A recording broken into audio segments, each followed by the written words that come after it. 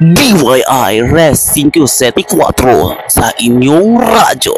Magandang umaga sa inyong lahat. Andito kami upang ibahagi sa inyo kung ano ang mga nangyayari sa istoryang El Filibusterismo, Kabanata 31 hanggang 39.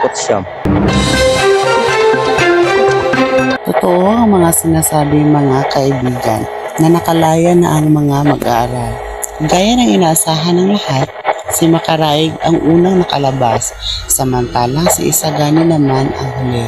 Ngunit, mas malala pa sa huling nakalabas ay ang kaawa-awang si Basilio na nanatiling nakatiis. Si Basilio daw ay isang estudyante at alipin, hindi siya dapat pakawalan. Paumanhin po, Kapitan. Pero isa raw po siyang estudyante na nag-aaral ng medisina at mabuting mag-aaral ayon sa kanyang mga guro.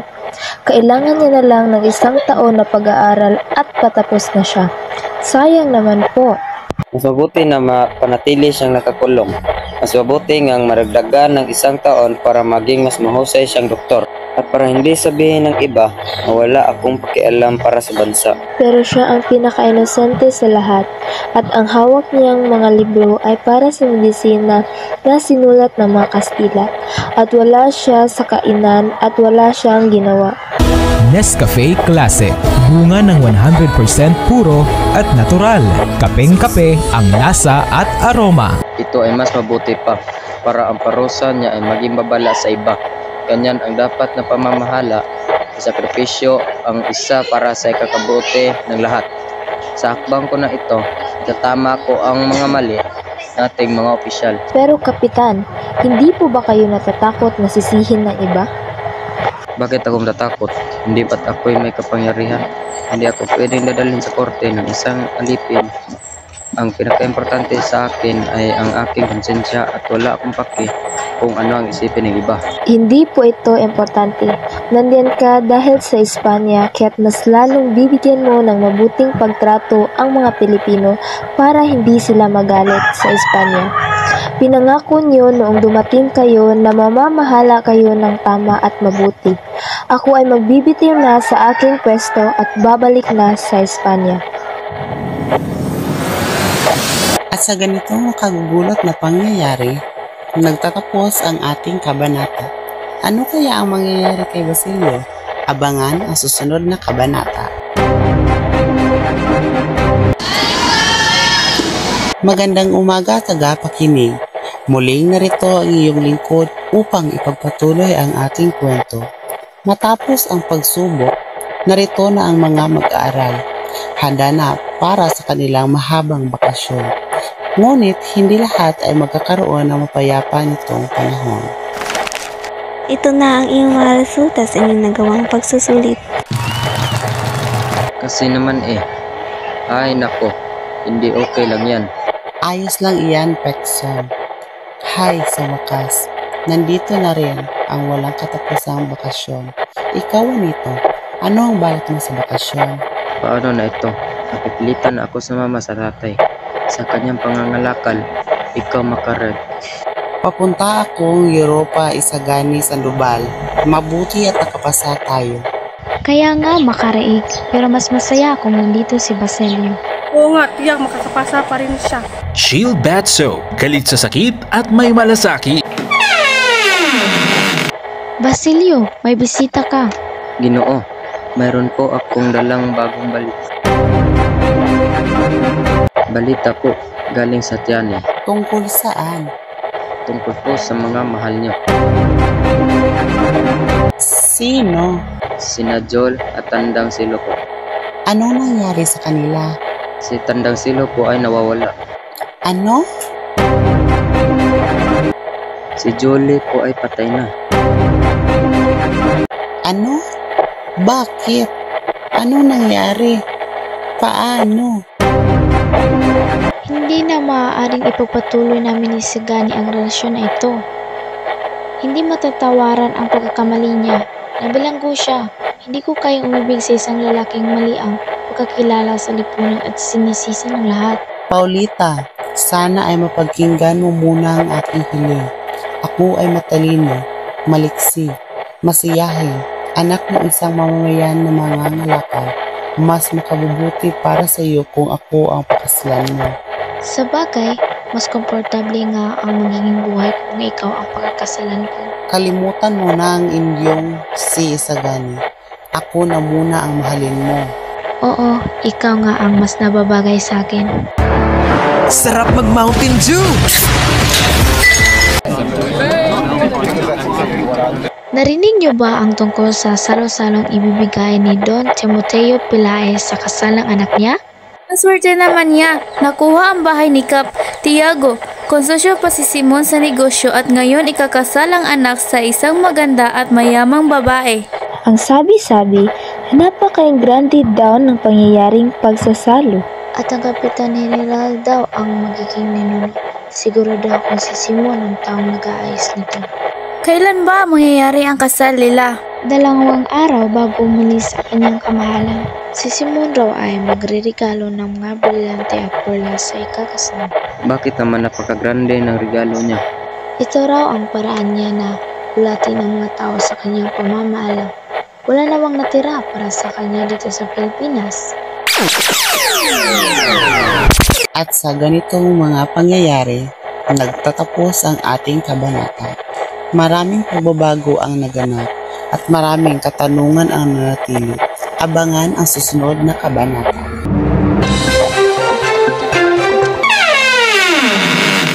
Magandang umaga mga tagapakinig. Muling narito tayo sa ating kwento. Sa isang eksena na puno ng pagtataksil at pag-asa. Handa na ba kayo? Walang sino man ang pumasok sa aking silid, maliban kay Basilio, isang estudyante na palayo noong isang araw.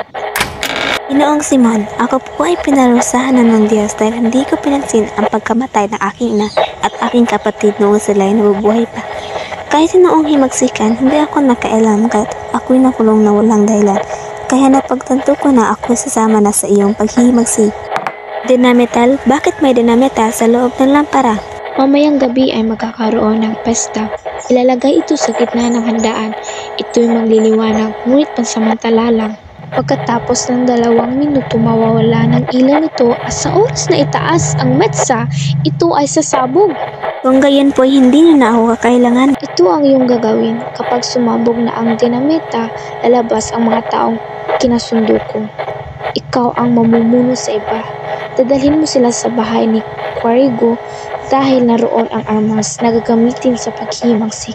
Hintayin mo ako sa tapat ng simbahan ng San Agustin mamayang alas 10 ng gabi. At sa ganitong nakapangingilabot na plano, nagtatapos ang ating kabanata. Ano kaya ang mangyari sa dakilang paghihimagsik ni Simon? Abangan ang susunod na kabanata. Magandang umaga muli mga tagapakinig. Sa ating paglalakbay, ating sasaksihan ang mga iniisip ni Basilio habang siya ay naglalakbay patungo sa kanyang tadhana. Nalulungkot ako para kay Isagani. Siya dapat ang nasa posisyon ni Juanito kung hindi lamang ito nakulong. Nakita ko ang paghihirap at pagtitiis niya habang nasa kulungan. Tiyak na kapag sinama ko si Isagani sa magsilang ito ay hindi siya papayag dahil ayaw niyang masaktan si Paulita kahit na may iba na itong iniibig. At sa mga saloobin ito ni Basilio, nagtatapos ang ating kabanata. Ano kaya ang kanyang gagawin? Ano kaya ang magiging papel ni Isagani sa mga susunod na pangyayari? Abangan ang susunod na kabanata. Magandang umaga mga tagapakinig. Isang gabi ng pagdiriwa at ng pagkawasak. Handa na ba kayo sa kabanata ng ating kwento? Nariyan na ang Kapitan General. Shield Bath Soap, galit sa sakit at may malasakit. Si Pauleta ay kakasal na pala kay Juanito Pilaes. Kawawang si Gani. Napakaraming mamamatay sa pagsubok na magaganap maya-maya lamang. Isang kaawa-awang kahinatnan ang mayayari sa napakaraming taong ito. Ngunit, ano naman ngayon sa akin kung mamamatay sila? Hindi ako dapat magmamalabis sa pagtitiwalang inilagak sa akin. Ako'y may utang na loob sa kanya, sa kanila'y wala. Siya ang humukay ng libingan ng aking ina na pinatay nila. Ako'y nagpakabuti, pinagsikapan ko magpatawad. Ano ang ginawa sa akin? Mamamatay nga sila, labis ng aking pagtitiis. Oh, ang Ginoo pala ay naroon, naglalakad dala ang kanyang lampara.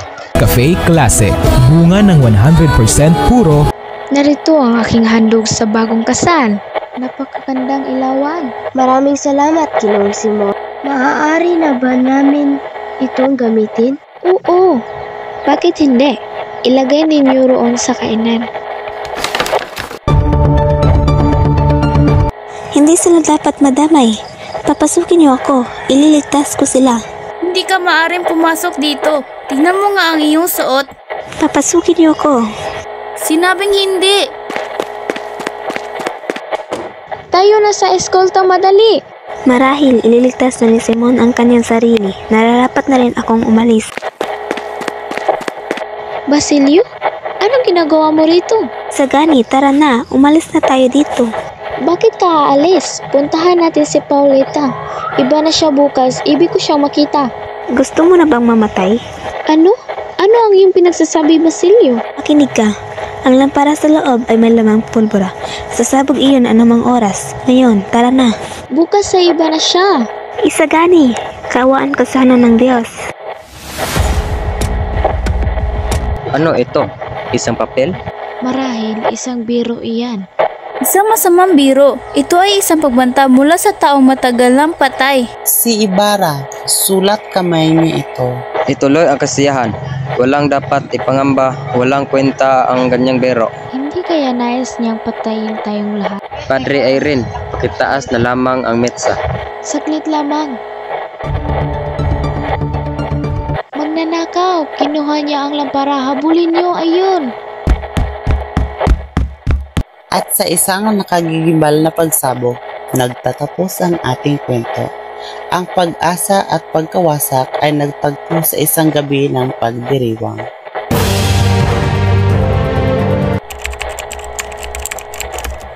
Magandang umaga mga tagapakinig. Ang alabok na pagsabog ay unti-unting bumababa, ngunit ang mga epekto nito ay nanatili.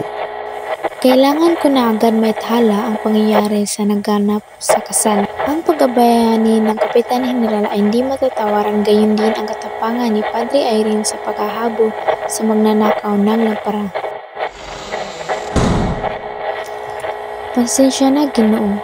Hindi pinayagan na ilathala ang iyong pahayag sapagkat ayaw ng Kapitan General na may lumabas na kahit anong balita ukol sa nangyari sa nakaraang gabi ng kasalan.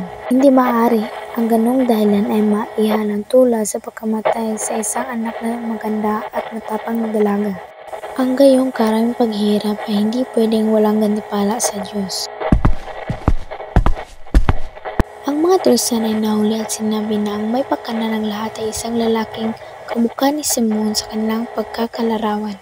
Kailangang mahanap ang mag-aalas na si Simon. Siya ang may pakana ng kaguluhang ito. At sa ganitong paghaharap, kung nagtatapos ang ating kabanata, ang misteryo sa likod ng pagsabog ay nanatiling bukas. Ano kaya ang mangyayari kay Simon? Abangan ang susunod na kabanata. Kasi mag-smart dishwashing paste. Magandang umaga mga tagapakinig. Sa ating paglalakbay, ating masisilayan ang mga hirap at pagdurusa ng mga bilanggo sa kamay ng mga manlulupi. Ilang magsaksaka at bihag na rin ang ating ipinadakip. Kailangan ito para sa pagsugod ng mga mapaghimagsik. Tulog! Gutom na kami. Napakainit. Hanggang kailan pang aming lalakarin? Manahimik! Huy, mautang! Bayan mo silang magsilakad ng payapa. Nagpakilalang bago ka nga lamang, Carolino. Ano pa bang ginagawa ninyo sa mga bihag ng dimaan? Pinakukundangan na namin mangyari kaaway na nagsilaban ang mga iyon. Ang mga ito'y ay kababayan natin. Ginaganyan natin iyan upang lumaban o tumakas at nang barilin na lamang natin. Alto! Ang mga bilanggo! Piyugo! Carolino, nahan ang mabuti mong pagpapatama. Parang nakilala ko iyon. Tila ba siya ay may sinasabi? Kailangan mong barilin iyon! Sandali! Ang aking langkong. Ngunit, ano ang kanyang itinuturo? Si Itay. Sa isang nakagugulat na pagtatapos, nagwawakas ang ating kabanata. Ang pag-asa at pagkawala ay nagtagpo sa isang digmaan. Sino nga ba ang isang lalaking yon? Abangan ang susunod na kabanata. Magandang umaga mga tagapakinig. Sa huling kabanata ng ating kwento, ating sasaksihan ang pagtatapos ng isang mahabang paglalakbay.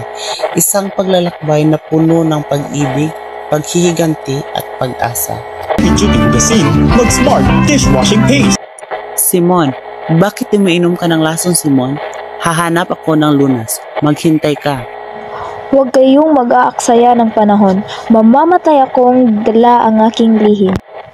Wala na ito, Padre. Mawawala din ang lahat pagkaraan ng ilang sandali. Anumang oras ay tatalab na ang lason sa aking katawan. Diyos ko. Huwag kayong matakot.